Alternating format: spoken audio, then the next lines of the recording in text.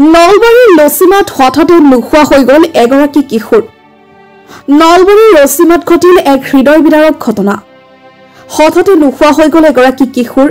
নলবাৰীৰ মোকালমোৱাৰ লচিমাত সংঘটিত হৈছে এই দুখজনক ঘটনা। জিলাখনৰ দৌলাখাল আৰক্ষী চকীৰ অন্তৰ্গত লচিমা গাঁৱত বিয়লিৰ ভাগত সংঘটিত হয় শোকাবহ ঘটনা। ট্ৰেক্টৰে হাল মাৰি থকা অৱস্থাত হাল বোৱা চাবলৈ গৈছিল কিশোৰগৰাকী। ট্ৰেক্টৰে হাল মৰা চাই থাকোঁতে ঘটি গ'ল দুখজনক ঘটনাটো। গাঁওখনৰ ছফিকুল হকৰ পুত্ৰ 13 বছৰীয়া চাৰিখকক হেৰুৱাই কানুনত ভাগি পৰিছে পৰিয়াল আত্মীয় লোক। মানে আজি আবেলি ঠিক 4:30 বজা 5 মান বজাত পথাৰত মানে হাল মাৰি থকা অৱস্থাত ল'ৰাটো নাম চাৰিক হক, তেওঁ পথাৰতে আছিল। হাল মাৰি থকা অৱস্থাত তেওঁ ট্ৰেক্টৰত উঠিলে এনে পিছফালে আছিল, আমি সেইটো গম পোৱা নাই।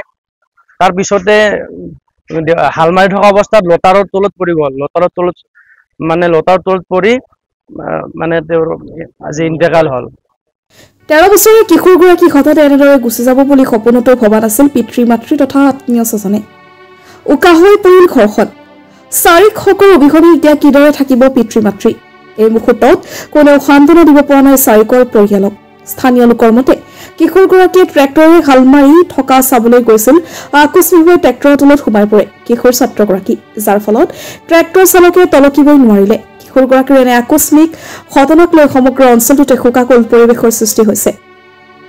ঘটনাটো সংঘটিত হোৱাৰ লগে লগে স্থানীয় লোকে কিশোৰগৰাকীক উদ্ধাৰ কৰি মোকালমোৱা মহকুমা অসামৰিক চিকিৎসালয়ত ভৰ্তি কৰায় যদিও চিকিৎসকে কিশোৰজনক মৃত বুলি ঘোষণা কৰাত পৰিয়ালটোত হাহাকাৰ লাগি উঠে। মেডিকেল লৈ আহিলো, মোকালমোৱা মেডিকেলত লৈ অহাৰ পিছত গম পালো তেওঁৰ মানে ইন্তেকাল হৈছে বুলি গম পালো। তেওঁৰ ঘৰ হ'ল আমাৰ চিদালকুছি লচিমা বুলি কয়, মোকালমোৱা থানাৰ অন্তৰ্গত।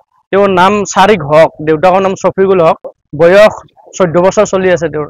কিশোৰগৰাকীৰ এনে আকস্মিক শোকাবহ ঘটনাক লৈ কানুনত ভাগি পৰে পৰিয়ালৰ আত্মীয় তথা গাঁওবাসী।